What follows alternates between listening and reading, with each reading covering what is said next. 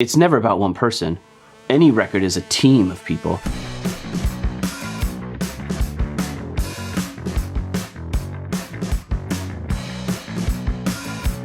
Winning Grammys is gratifying.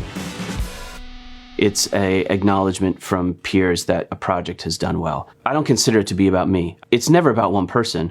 Any record is a team of people, and it starts with the artist, and it starts with the songwriters. I'm just a piece of it. But it's really gratifying to see projects that you work hard on or people that you really love being recognized. And also, my parents always said that music was a hobby, not a job, but after like Grammy #2 showed up, they kind of shut up on that one. So I guess it is useful for that too.